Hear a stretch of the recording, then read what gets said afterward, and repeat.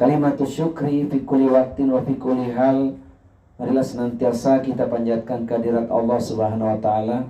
Apapun dan bagaimanapun keadaan kita, pasti tak mampu kita untuk menghitung nikmat Allah yang teramat banyak. Malam hari ini kita bertakziah di kediaman Bapak Sriyono atas berpulang ke rahmatullah ibunda beliau, Ibu Ngatijah binti Kartotinoyo, di usia 80 tahun. Semoga Allah merahmati beliau, diampuni segala khilaf dosa dan kesalahannya, diberikan pula untuknya nikmat kubur, dan dimasukkan ke dalam golongan ahlul jannah. Amin ya rabbal alamin. Begitupun wasiat untuk sahibul musibah, senantiasa dikokohkan dalam kesabaran, ridho dengan ketentuan Allah, dan yang paling penting adalah melanjutkan kebaikan yang pernah dicontohkan oleh ibunda Bapak Sriyono. Pasti ada nilai kebaikan, keteladanan yang pernah diukir oleh almarhumah sehingga bisa dilanjutkan, maka itu menjadi amal yang luar biasa mengalir untuk yang melakukannya dan juga untuk almarhumah. Insya Allah ini hari yang luar biasa, yaitu kita di penghujung bulan Sya'ban. Maka berhusnudzon kepada Allah SWT, amal-amal saleh yang dilakukan akan terangkat dan diterima. Amin ya rabbal alamin. Kepada Nabi Muhammad kita bersalawat, mencintainya, mengamalkan tuntunannya yaitu Al-Quran dan As-Sunnah, agar kita bahagia selama dunia dan akhirat. Amin Allahumma amin. Jamaah sekalian, wabil khusus belum sebah, kalau bicara kematian memang sunatullah, tidak ada yang bisa menolak. Itu ketentuan Allah, dan ayatnya pun sangat familiar kita, bahwa musibah pasti akan ditimpakan pada siapapun. Dan tadi ayatnya sudah dibaca oleh Bapak Ketua DKM kita, kullu nafsin dha'iqatul maut, setiap jiwa itu pasti merasakan adanya kematian. Pasti cepat ataupun lambat, bahkan besok pun kita tidak tahu apa yang terjadi. Wa ma tadri nafsun madza taksibu ghadan wa ma tadri nafsun bi ayyi ardin tamut. Dan tidaklah ada seorang pun yang tahu dengan pasti apa yang akan dia lakukan esok pagi, tak pula ada seorang pun yang tahu di bumi mana dia akan mati. Histori almarhumah Allah yarhamha, beliau mengalami sakit yang cukup lama ya. 2 tahun. Sakit beliau ini menurut konsep Islam sebagaimana yang disampaikan Rasulullah menjadi penghapus dosa. Sepanjang sakit beliau mengingat Allah, berzikir dan tetap ibadah.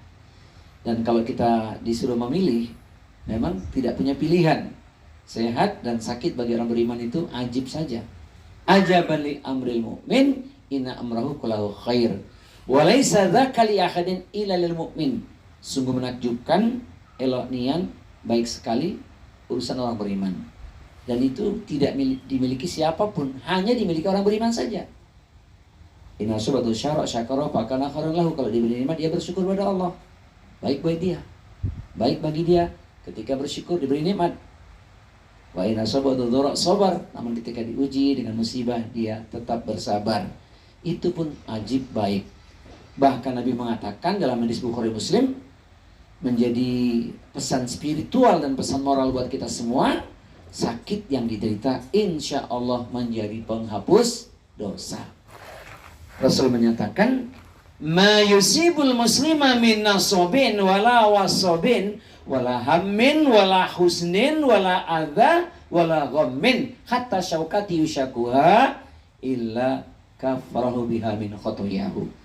Tidaklah satu musibah yang ditimpakan pada diri setiap muslim, penderitaan, sakit, kesedihan, gangguan, gundah hati, bahkan sekalipun duri yang menusuknya, kecuali menjadi penghapus dari dosa-dosa dan kesalahan-kesalahannya. Orang beriman urusannya ajib. Pada waktunya kita tidak bisa memilih, tapi harus menerima dengan ketentuan Allah. Sebab musibah telah dituliskan, kulla yusibana illa ma kataballahu lana wa maulana wa 'alallahi falyatawakkalul mu'minun. Katakanlah ya Muhammad, tidak ada satu musibah yang terjadi kecuali telah dituliskan oleh Allah. Allah lah pelindung kita. Maka orang-orang yang beriman senantiasa bertawakal kepada Allah Subhanahu wa taala. Perjalanan hidup kita sudah melalui berbagai proses, termasuk di antaranya musibah. Sebagian besar di antara kita bahkan sudah yatim piatu. Hari ini Pak Sriono baru jadi yatim piatu ya? Mertua. Oh ini mertua, tapi orang tua masih punya? Masih ada? Orang tua yang di Jawa, bapak almarhum, ibu udah almarhum. Artinya yatim piatu juga ya? Iya. Masih punya? Orang tua sudah nggak ada kan dua-duanya? Masih ada satu. Oh, masih ada? Wah, Masya Allah. Usia berapa itu? sekitar 75.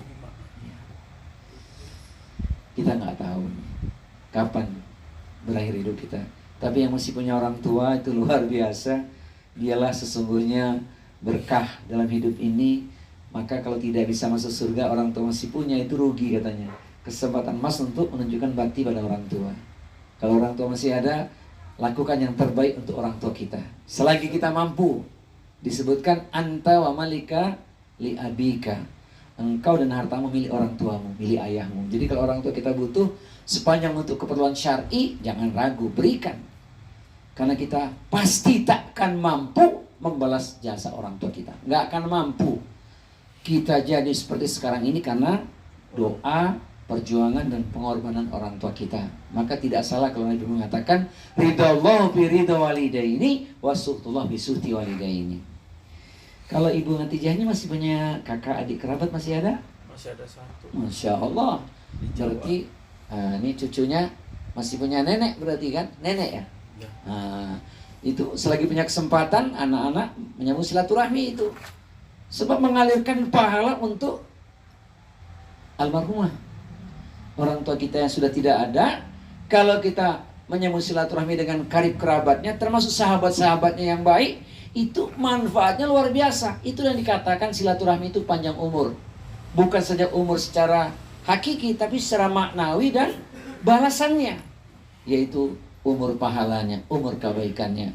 Man ahabba ayyubsatulahu fi rizkihi wa yunsa'alahu fi atharihi falyasil rahimahu. Barang siapa yang ingin diluaskan rizkinya dan dipanjangkan umurnya, hendaklah menyambung silaturahmi, khususnya hubungan kekerabatan dengan orang-orang yang beriman, insya Allah. Tafadhol Pak Iwan. Sehat Pak Iwan? Alhamdulillah Ustaz. Ini sahabat kental saya, komandan saya juga ini. Kalau dia tunjuk, Ustaz kesana ya, pergilah saya. Karena yang ditunjuk apa sih tempat yang baik. Beliau ini ahlul masjid nih, Masya Allah. Jangan heran kalau masjid-masjid tertentu dia selalu hadir di taklimnya, Masya Allah. Baik. Nah ini sekedar mengingatkan sahibul musibah, kebaikan orang tua yang sudah diukir, lanjutkan anak dan keturunannya. Itu luar biasa. Kalau beliau sempat meninggalkan pesan, lakukan pesan itu sepanjang wasiatnya tidak menyalahi aturan. Bahkan kalau dia punya harta sepertiga, boleh tuh disedekahkan atas nama dia. Kan itu wasiat yang diajarkan Rasulullah SAW. Nah, ini diantara pesan untuk sahibul musibah. Karena memang kita harus yakin kebaikan orang tua itu bisa kita lanjutkan. Insya Allah bisa. Kalau kita punya tekad. Kenapa kita ingin melanjutkan kebaikan orang tua? Karena kita kelak ingin bersama mereka di surganya Allah, kan begitu. Baik ya mas sekalian, ini sepenggal pesan untuk sahibul musibah. Bagaimana dengan kita? Ya, bagi kita tentu sebuah renungan atau muhasabah. Sebab pasti kita kalau ditanya bekal belum cukup ya. Padahal maut mengintai setiap saat. Ada ungkapan seseorang bisa meninggal di atas kebiasaan baiknya. Maka kita mengukir kebaikan sekali lagi kita masih punya kehidupan. Setidaknya ada 5 hal yang harus kita jaga dalam hidup ini agar kita nanti termasuk orang-orang yang mendapat gelar husnul khotimah. Yang pertama adalah menjaga tauhid. Mahalnya tauhid tidak bisa dibeli dengan apapun. Bersyukur kita lahir ke dunia dalam keadaan sebagai seorang muslim. Walaupun orang mengatakan, ente kan cuma Islam keturunan, mafi muskilah, nggak ada masalah. Mahal akidah itu. Tauhid nggak bisa dibeli dengan apapun. Maka kita khawatir kalau rapuh iman. Senantiasa kita memohon kepada Allah Subhanahu wa taala agar dikuatkan tauhid kita. Rabbana la tuzigh qulubana ba'da idh hadaitana wa hab lana min ladunka rahmah innaka antal wahhab. Ya Allah, Jangan kau condongkan hati kami kepada kesesatan setelah engkau berikan petunjuk hidayah kepada kami. Engkaulah sebaik-baik pemberi rahmat. Allah yang maha memberi kepada kita. Maka hendaknya kita menjaga tauhid ini. Di antara menjaga tauhid adalah kita saat membaca lafaz kalimat yang tidak ada bandingannya, penuh dengan penghayatan. Maka ada ungkapan yang tidak asing lagi, mati di atas tauhid. Man akhiru kalamihi la ilaha illallah dakhalal jannah. Siapa orang yang meninggal di akhir lafaz ucapannya adalah la ilaha illallah, maka dia akan jadi ahli surga. Khalisan min qalbi, tulus dari hati yang paling dalam. Tapi itu tidak bisa instan, harus kita jaga itu. Jadi kalau setiap hari kita mendawamkan lafaz kalimat thayyibah itu, kita berharap saat kita berpulang ke rahmatullah, itulah yang kita ucapkan nanti. Lafaz yang gak ada bandingannya, tidak ternilai begitu mahalnya kalimat tauhid la ilaha illallah. Intinya kan kita pengen jadi ahli tauhid. Sampai Nabi memberikan wasiat, warning yang satu ini kalimat beliau. La tusyrik billah wa in kutilta au khurikta. Jangan sekali-kali engkau menyekutukan Allah sekalipun engkau dibunuh ataupun engkau dibakar. Jadi luar biasa ngomongin tauhid ini. Kita hendaknya senantiasa menjaga tauhid. Karena akidah yang benar tidak ada lain kecuali iman Islam kita. Insya Allah kita akan selamat sebagaimana yang Allah janjikan. Sebagaimana yang Rasul katakan, kullu ummati yadkhulunal jannah. Semua umatku pasti masuk surga. Illa man aba, kecuali yang menolak atau tak mau. Seorang bertanya pada Rasulullah, wa man ya'ba ya Rasulullah, siapa sih yang menolak ya Rasulullah? Nabi mengatakan, man ata'ani dakhalal jannah wa man asani faqad aba. Siapa yang ikut aku, dia masuk surga. Siapa menolak, itu yang tidak mau masuk surga. Dia mengingkari apa yang aku sampaikan. Semoga kita senantiasa istiqomah di atas tauhid. Amin ya rabbal alamin. Ini yang pertama, menjaga tauhid. Yang kedua, Masya Allah, tauhid yang sudah kita miliki harus kita ekspresikan, kita buktikan dengan menjaga amal. Sebab amal itu fluktuatif, naik turun. Sebagaimana ketaatan juga demikian. Seorang taat dia ketika dia istiqomah menjaga amalnya. Tapi ketika dia meninggalkan amalnya, maka dia terjerumus kepada maksiat, imannya akan berkurang. Jadi amal harus kita jaga, baik amal vertikal kita kepada Allah Subhanahu wa taala, amal horizontal kepada makhluk atau kepada manusia. Rincian amal begitu banyak bagi kita. Nah, karena kita sudah di ambang pintu Ramadan ini, maka bersyukur kita pada Allah dan tetap berdoa semoga kita dimudahkan Allah menjalani saum Ramadan. Karena nikmat Ramadan itu tidak ada bandingan, luar biasa. Maka ada hadis yang tidak asing lagi, harus kita yakini itu. Idza jaa Ramadhanu futihat abwabul jannati wa ghuliqat abwabun nari wa sufidati syayatin. Ketika Ramadan tiba, pintu surga dibuka, pintu neraka ditutup, setan dibelenggu. Cuman kadang-kadang ada yang kurang yakin nih. Apa benar Ustaz? Pintu surga dibuka, pintu neraka ditutup, setan dibelenggu. Faktanya masih ada yang maksiat. Kita harus yakin, ini hadisnya sahih Bukhari Muslim ini. Makna setan dibelenggu itu bukan secara hakiki. Sebab setan diberikan ruang untuk menggoda manusia sampai akhir zaman, sampai kiamat. Tetapi gerak setan dibatasi dengan iman. Suasana iman begitu kental, begitu hebat, dahsyat di bulan Ramadan. Sehingga ruang-ruang kebaikan terbuka. Malaikat menyuruh, istamiru, lanjutkan kebaikan. Ketika ada yang ingin bermaksiat, malaikat mengatakan, imsak, tahan. Jangankan yang haram, yang halal pun harus ditahan ketika sedang puasa. Masya Allah. Jadi amal yang kita bicarakan malam hari ini tentunya tidak lepas mengingatkan tentang Ramadan. Sebab esensi Ramadan kan dahsyat ya, agar kita bisa meraih gelar termulia la'alakum tattaqun inna akramakum indallahi atqakum.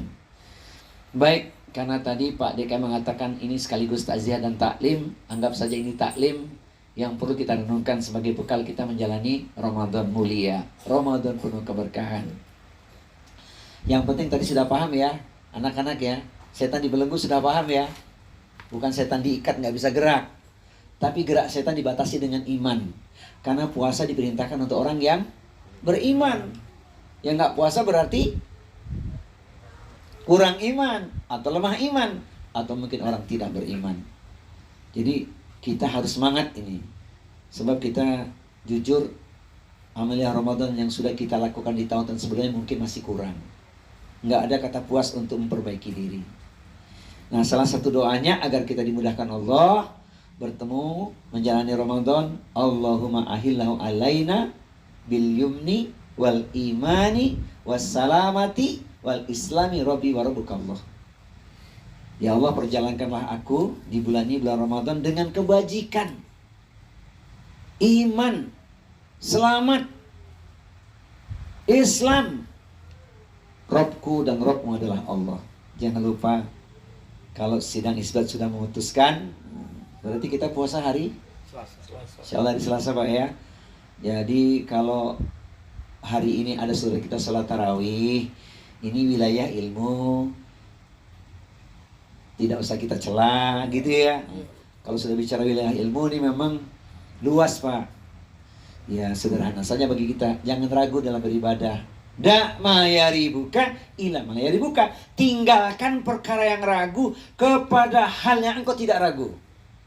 Ala yakin la yuzalu bisyakin. Kalau sudah yakin tidak akan tergoyahkan dengan keraguan. Jadi ibadah harus pakai ilmu. Nanti kita luaskan nomor yang ketiga. Sekarang kita menjaga amal dulu, ngomongin tentang Ramadan ini. Sebab ini luar biasa ini. Masya Allah. Kita ingin Ramadan kita sukses. Nah nanti dibuka kembali fikih siamnya. Karena puasa itu bukan hanya menahan lapar dan dahaga, tapi lebih daripada itu menahan syahwat, yaitu panca indera. Khawatir kalau puasa kita hanya dapat lapar dan dahaga. Sehingga Nabi mengingatkan, man lam yada qaula zuri wal amala bihi falaisa lillahi hajatun fi yada'a ta'amahu wa syarabahu. Barang siapa yang tidak mampu menjaga ucapan dari qaula zur. Qaula zur itu ucapan yang sia-sia, caci maki, sumpah serapah, ungkapan atau ujaran kebencian, mengandung unsur kezaliman, bahkan dusta, maka tidaklah Allah memerlukan seorang hamba hanya sekedar menahan lapar dan hausnya saja. Jadi tidak sedikit ya, tidak sedikit yang cuma dapat lapar dan haus saja. Rubba so'imin laisalahu min syami ilal ju' wal atos. Berapa banyak orang yang hanya puasanya dapat lapar dan haus saja. Kita berlepas diri berlindung kepada Allah Subhanahu wa taala dengan kekuatan doa yang kita baca itu. Semoga Allah mudahkan selama kita puasa bisa melakukan amalan-amalan yang terbaik ya. Nah, ini yang penting. Jadi menjaga amal saya khususkan ngomongin soal puasa. Karena paket puasa itu lengkap Pak. Kalau sudah ngomongin puasa pasti sholat.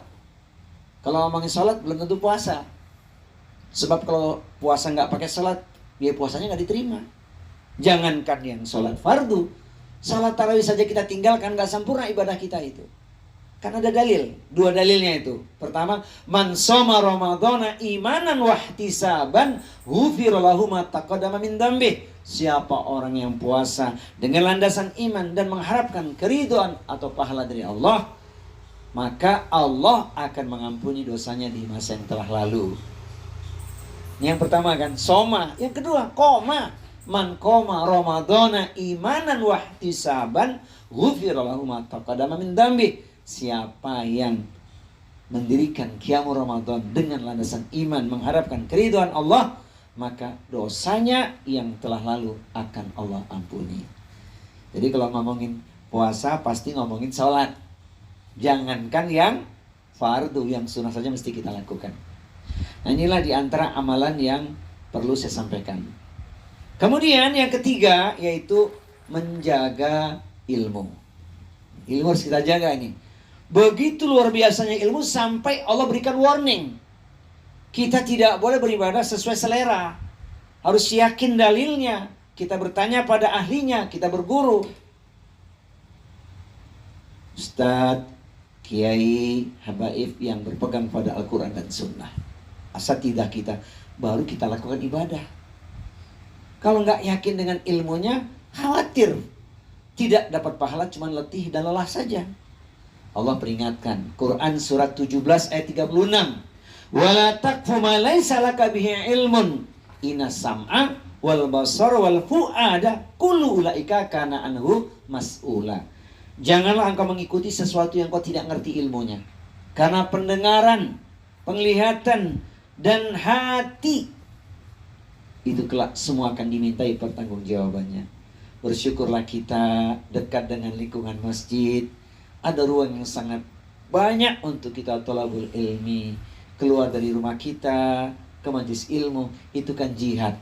Man kharaja li thalabil ilmi fahuwa fi sabilillahi hatta ayarji'a.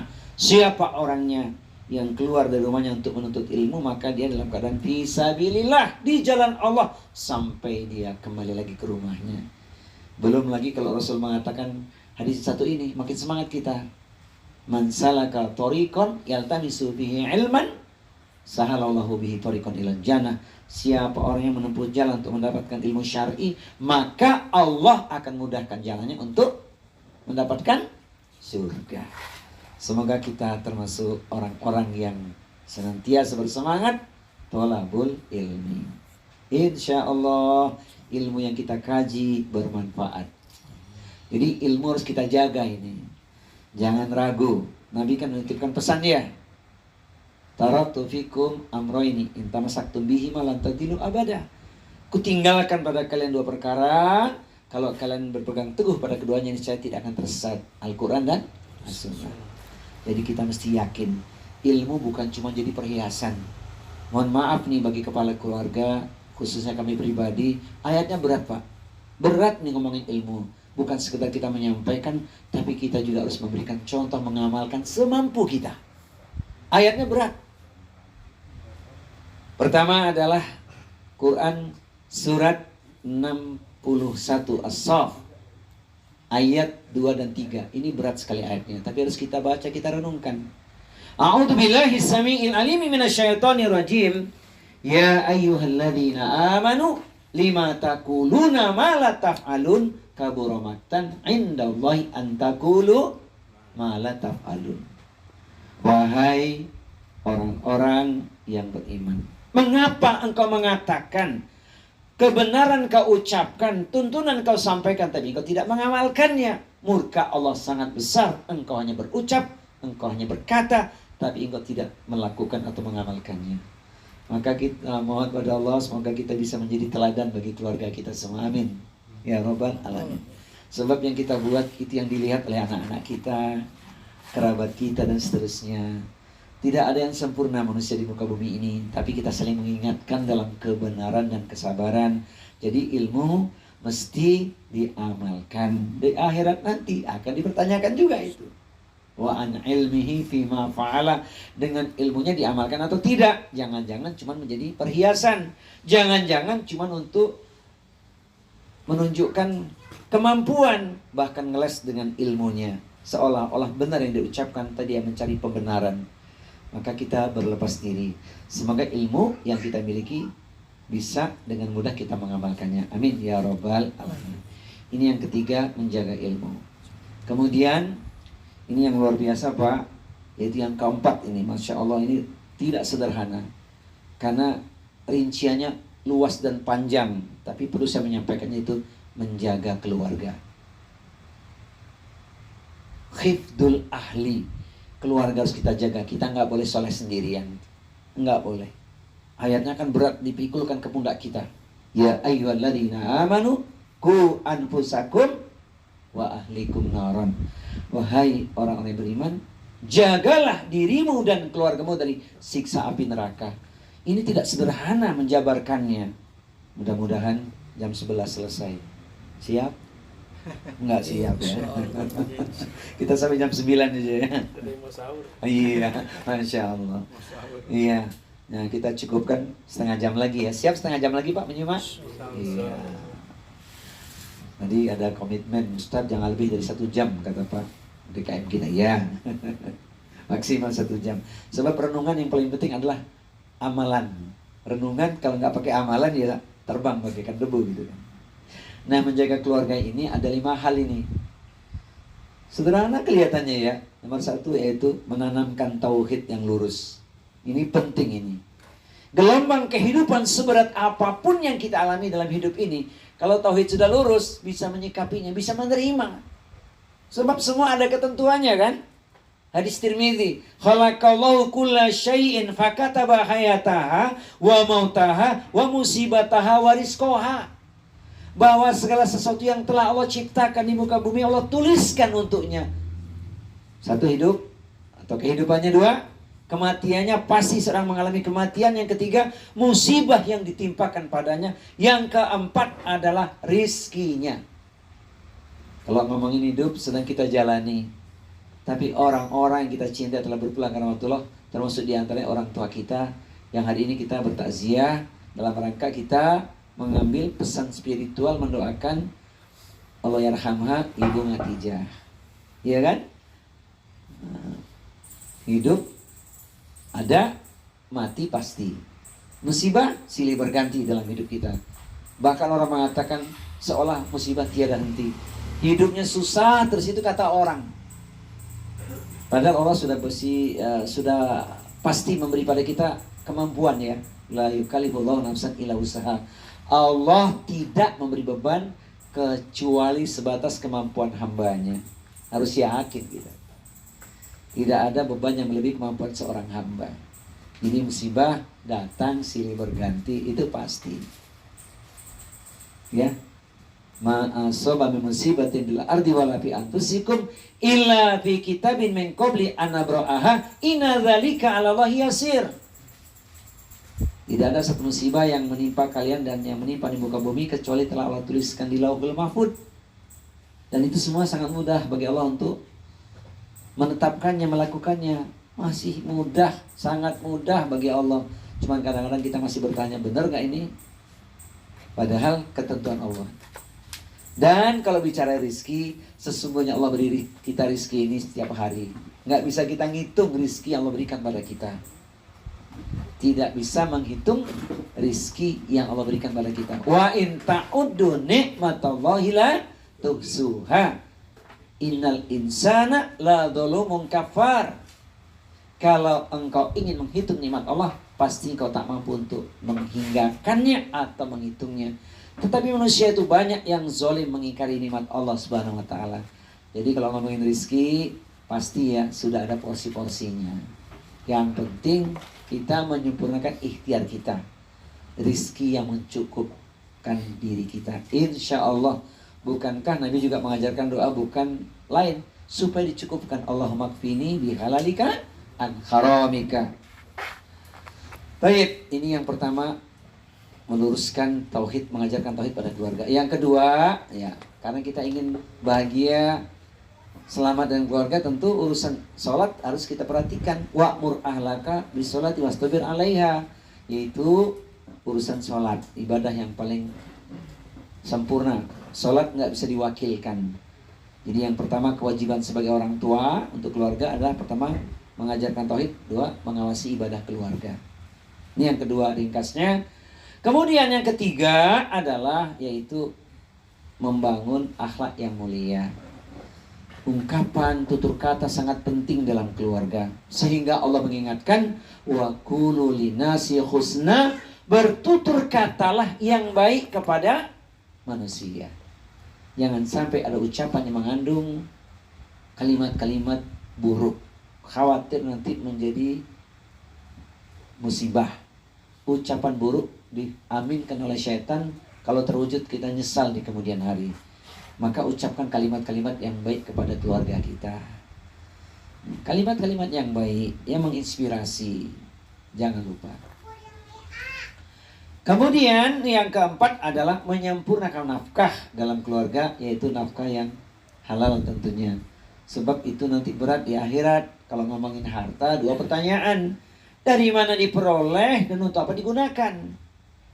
Sehingga orang beriman harus menikmati rizki yang halal, makanan yang halal, pendapatan yang halal. Quran surat Al-Baqarah surat yang kedua ayat di nomor 172. Ya ayyuhalladzina amanu kulu min thayyibati ma razaqnakum washkuru lillahi in kuntum iyyahu ta'budun. Wahai orang-orang yang beriman, makanlah oleh kalian yang baik yang telah diberikan rizki pada kalian, dan bersyukurlah kepada Allah jika kalian betul-betul menyembahnya. Maka yang keempat ini menyempurnakan nafkah untuk keluarga. Nafkah yang halal harus kita ikhtiarkan, kita sempurnakan insya Allah. Dan yang terakhir, kalau kita ingin menjaga keluarga kita, ya kita harus menjadi cermin ya. Bagi keluarga kita harus jadi cermin. Aslih nafsaka yasluh lakan nas. Itu peribahasa orang Arab. Perbaikilah dirimu, maka orang akan jadi baik karena dirimu. Semoga kita ini sebagai kepala keluarga menjadi teladan bagi anak keturunan kita semua. Amin ya rabbal alamin. Yakin yang kita buat itu yang kita dapat. Jadi hendaknya kita menjaga keluarga kita dengan sungguh-sungguh gitu kan. Pengennya apa Pak? Kalau nanti kita jaga keluarga kita Pak, pengennya bisa sehidup sesurga kan. Saya nggak bosan membaca ayat ini karena ini inspirasi ini. Setiap ada kesempatan menyampaikan takziah, tausiah kematian, ini saya selipkan ayat ini karena menginspirasi kita. Jadi jangan bosan Pak kalau ayat ini sering saya bacakan. Bahkan di setiap khutbah kedua Jumat pun saya bacakan. Karena memang ini penting, menginspirasi untuk kita punya kebersamaan sampai di surga nanti ya. Jadi boleh Pak duduk berdua dengan istri, dengan anak. Boleh kita setel ayatnya, boleh kita bacakan sendiri. Yuk renungkan ayat ini. Masya Allah menjadi pesan yang istimewa. Yaitu Quran surat 13 ayatnya 23-24. Jannatu adnin yadkhulunaha wa man salaha min abaihim wa azwajihim wa dzurriyyatihim wal malaikatu yadkhuluna alaihim min kulli bab salamun alaikum bima sabartum fa ni'ma uqbaddar. Surga Aden yang masuk ke dalamnya bersama dengan orang-orang yang soleh adalah mereka orang tuanya. Ingat orang tua kita ya Allah, semoga kita bersama orang tua kita, ayah ibu kita kelak di surga, amin. Kemudian pasangan hidup, suami istri. Hidup yang kita jalani dengan istri kita sudah sekian lama. Ada yang menikah sudah 50 tahun. Ada Pak yang sudah 50 tahun menikahnya? Pak Haji sudah 50 tahun dengan istri. Lebih. Sudah berapa tahun? Enggak, menikah sama istri. Sudah 70 tahun menikah. Usia kan udah 80-an. Enggak, menikah dulu berapa? Waktu nikah umur berapa Pak Haji? Oh gitu, Masya Allah. Ya boleh jadi ya. Iya. Artinya lebih dari 50 tahun kan Pak Haji ya? Masya Allah. Jadi kalau di dunia saja kita berjuang bersama, masa di akhirat tidak ingin bersama dengan istri kita ya Pak ya? Ini pasangan hidup, suka, duka, lara dan nestapa. Dan kalau kita ngomongin istri itu perjuangannya luar biasa loh. Mengandung anak kita, membesarkan anak kita, ya kan? Uang belanja kurang tidak masalah. Kadang-kadang dia bilang begitu kan? Masya Allah. Insya Allah dia tidak minta intan permata, ya kan? Cukup pulang bawa mendoan saja gitu kan? Ya kan? Istri kadang bilang begitu. Yang penting ada gitu kan, Masya Allah. Yang penting cukup ya. Daripada kaya nggak cukup, mendingan cukup kaya katanya. Karena hatinya begitu. Alhamdulillah ya. Jadi pasangan hidup. Kemudian anak keturunan kita. Di setiap pintu surga tersebut malaikat mengucapkan kalimat yang buat kita itu bahagia, tenang, tentram. Kalau bahasa saya kalimat cinta. Kenapa? Selamat sejahtera atas kesabaranmu. Inilah akhir kesudahannya. Engkau menjadi penduduk surga. Jadi Pak, jangan lupa, pengen masuk surga dengan keluarga Yaitu ayat ini sering-sering dibaca. Nah kalau sudah sering dibaca kan nanti terinspirasi itu. Gimana bisa masuk surga kalau tidak husnul khotimah, ya kan? Maka kita mengingatkan kepada keluarga kita, jangan lupa membaca doa. Doanya apa? Allahumma ini as'aluka husnul khotimah. Ya Allah, aku mohon husnul khotimah. Pastikan seluruh anggota keluarga kita baca doa ini. Jadi nanti semua husnul khotimah gitu kan. Yang kedua, Allah marzuqni taubatan nasuha qoblal maut. Ya Allah, ya Tuhan kami, berilah kami rizki taubat nasuha sebelum kematian menimpaku, menimpa keluarga kita. Diberi rizki yaitu taubat nasuha, karena taubat itu sangat bernilai, taubat itu mahal. Taubat itu amalan yang sangat dicintai Allah. Ada orang yang amalnya solehnya luar biasa tapi meninggalnya tidak dalam keadaan bertaubat. Ada ahli maksiat, dosa yang setinggi gunung sedalam lautan, tapi di akhiratnya dia sempat bertaubat. Husnul khotimah untuk dia. Maka sebuah keniscayaan kita senantiasa menjaga taubat. Inspirasinya ya sekarang inilah. Bulan-bulan Ramadan kan kita banyak sedikit tidur, banyak minta ampun, ya kan? Apalagi di sebelum malam terakhir. Intinya apa? Agar kita jaga taubat itu. Innallaha yuhibbut tawwabina wa yuhibbul mutatahhirin. Sesungguhnya Allah itu mencintai orang yang bertaubat dan orang-orang yang membersihkan dirinya. Bahagia kita kalau dapat gelar langsung dari Allah, ente kita semua ahli taubat. Ini luar biasa. Karena Allah sudah memberikan inspirasi pada kita. Setiap masuk masjid Allah puji itu. Bahagia kita masuk masjid Allah puji langsung itu.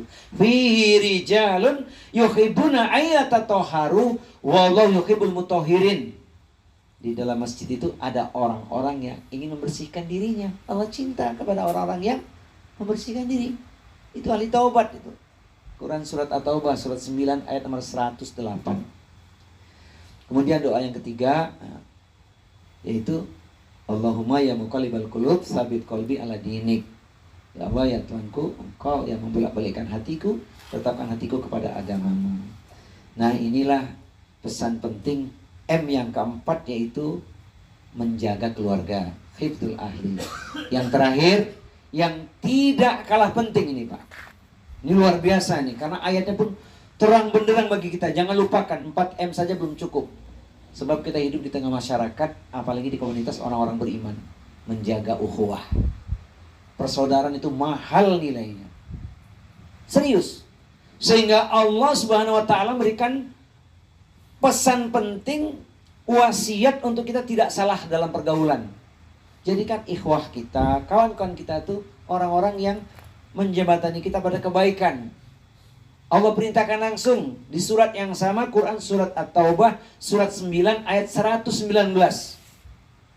A'udzu billahi samii'il alimi minasyaitonir rajim. Ya ayyuhalladzina amanu ittaqullaha wa kunu ma'as-shadiqin. Wahai orang-orang yang beriman, bertakwalah kalian kepada Allah dan hendaklah senantiasa bersama dengan orang-orang yang benar. Di mana kita temukan orang yang benar? Orang yang benar, orang yang jujur kan? Ahli ibadah mereka, ahli ilmu mereka, ahli taat mereka, ahli kebaikan mereka, ahli silaturahmi mereka. Di mana kita temukan? Kalau bukan dalam ranah ukhuwah Islamiyah. Jauh di mata, dekat di hati. Kita sering mendoakan. Saudara kita sedang umroh, tidak lupa mendoakan kita. Sama juga ketika kita sedang umroh mendoakan saudara kita kan. Jauh di mata, dekat di hati. Karena ada ungkapan, dekat di mata, jauh di hati. Ada lagi tambahannya, dekat di mata, jauh di kaki.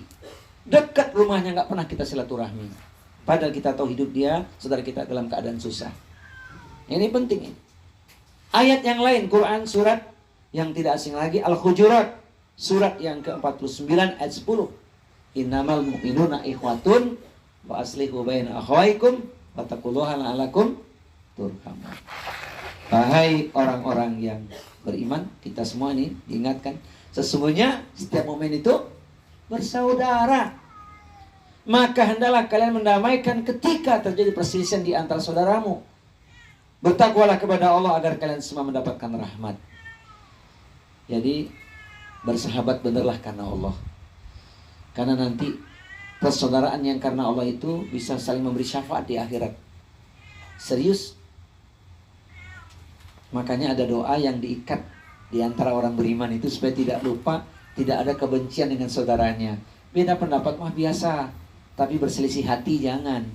Pendapat di kepala kan, tapi di hati tetap ada nilai persaudaraan, nggak boleh kita berselisih hati. Doanya nggak asing lagi, walaupun sudah sering dibaca, tapi kita mungkin kadang-kadang lupa memaknainya.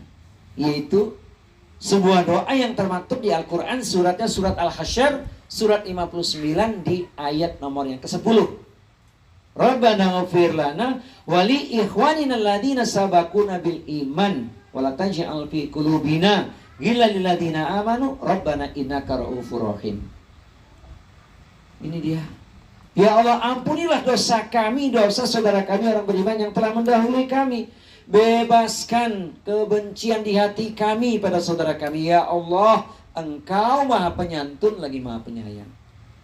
Jangan lupa, saudaraku sekalian, pastikan doa ini kita baca setiap kita usai sholat fardu. Jangan lupa doa ini. Semoga hati kita bersih, pikiran jernih, ya kan? Tidak ada kebencian, kesalahpahaman dengan saudara kita. Walaupun, jujur saja, Nabi juga memberikan peringatan pada kita, enggak boleh salah pilih teman. Ya, kita jangan larut dalam pergaulan juga. Memang dia saudara kita orang beriman. Karena ingin menyelamatkan dia, kita menyelami kehidupannya, jangan. Tidak semua orang bisa kita jadikan teman, tapi pesan kebaikan harus, tebar kebaikan terus. Maka tadi dengan kita mendoakan, temanmu adalah sahabat ke surgamu itu. Almar'u ala dini khalilihi wal yandur ahadukum man yukhalil. Seseorang itu tergantung agama teman dekatnya. Maka lihatlah siapa yang dia jadikan kawan akrabnya. Bukan untuk mencerahkan aib siapapun, tidak. Tapi begitulah, harus ada nilai pertemanan itu, Pak. Nilainya apa? Keselamatan. Jangan saling menjerumuskan, kan gitu. Proses dalam berteman itu. Kalau dia sudah semakin baik, ya dia jadi kawan akrab. Tapi kalau belum, ya hati-hati. Tebar kebaikan. Miliki teman yang soleh sebanyak-banyaknya. Karena doanya akan bermanfaat bagi kita. Insya Allah. Jadi menjaga ukhuwah ini luar biasa. Saya ingin menutup dengan hadis basic. Hadis yang sangat dasar. Tapi perlu kita renungkan malam hari ini. Serius, karena ini berkaitan erat dengan momentum amal besar di hadapan kita, yaitu bulan Ramadan. 4 hal. Pertama, afsus salam. Sebar luaskan salam. Karena dalam salam itu terkandung doa. Jangan anggap enteng. Jadilah kita sang penyapa dengan ucapan salam. Karena salammu pada saudaramu, malaikat mengaminkan doamu. Assalamualaikum, paling tidak itu. Lengkapnya Assalamualaikum warahmatullahi wabarakatuh. Anak-anak kalau nulis WA jangan disingkat-singkat ya. ASSWRWB, jangan ya. Itu nggak ada artinya itu. Ustaz pengen ringkas askum, jangan pula. Ada lagi yang lebih pendek, mikum. Mikum apa artinya itu? Assalamualaikum, karena ada doa di situ. Ya. Sebar luaskan salam. Ini penting ini. Karena salammu pada saudaramu kalau kita tulus mengucapkan, ada doa di dalamnya. Malaikat mengaminkan yang kau ucapkan. Engkau mendapatkan hal yang sama. Ini yang pertama. Yang kedua, yang tidak kalah penting, ini ada 4 amalan. Ini ada hubungan dengan perjalanan Ramadan yang akan kita lalui. Yang kedua adalah wa'at imuto'am. Wa'at imuto'am, beri makan. Tidak ada salahnya kalau kita persiapkan finansial kita di bulan Ramadan untuk memberi makan saudara kita yang berbuka puasa itu. Kita akan mendapatkan pahala sebagaimana orang yang puasa tersebut. Jamulah orang soleh, orang takwa. Potensinya luar biasa. Kita dapatkan pahala seperti orang yang puasa tersebut. Tapi ingat, kita juga tetap puasa. Jangan ngasih makan orang berbuka tapi kita tak puasa. Tetap kita puasa. Wa'at imuto'am, beri makan. Sekarang dia waktunya. Nanti usai Ramadan akan beda suasananya. Ya. Yang ketiga, wasilul arham. Sambung terus silaturahmi itu. Karena perintah Allah, wattaqullaha alladzi tasaaluna bihi wal arham. Dan bertakwalah kalian kepada Allah yang dengan namanya kalian saling meminta. Kemudian peliharalah hubungan silaturahmi. silaturahmi.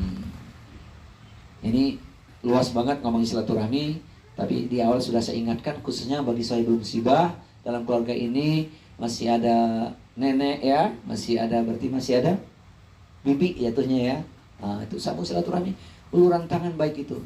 Apalagi masih ada hubungan kekerabatan. Masya Allah. Ingat juga kita guru-guru kita masih hidup ya. Kita bisa sampai seperti sekarang ini kan karena jasa besar guru-guru kita. Kalau kita pulang ke kampung halaman kita itu masih ada guru-guru kita kan. Masya Allah. Sudah nggak ada ustadz, anaknya santuni mereka, beri hadiah mereka. Tahadu tahabu. Kau kasih hadiah, engkau akan makin cinta, engkau akan saling mencinta. Ini penting ini. Jadi itulah wasilul arham. Dan yang terakhir, ini dia puncaknya, yaitu wasallu billaili wa nasu niyamun tadkhulunal jannah bisalamin. Salat malamlah engkau ketika orang-orang tidur lelap, engkau akan masuk surga dengan selamat. Memang amalan ahli surga itu diantaranya adalah dia menjaga salat malamnya, salat tahajud. Sedikitkan tidur kita di penghujung malam. Kanu qalilan minal laili ma yahja'un wa bil ashari hum yastaghfirun.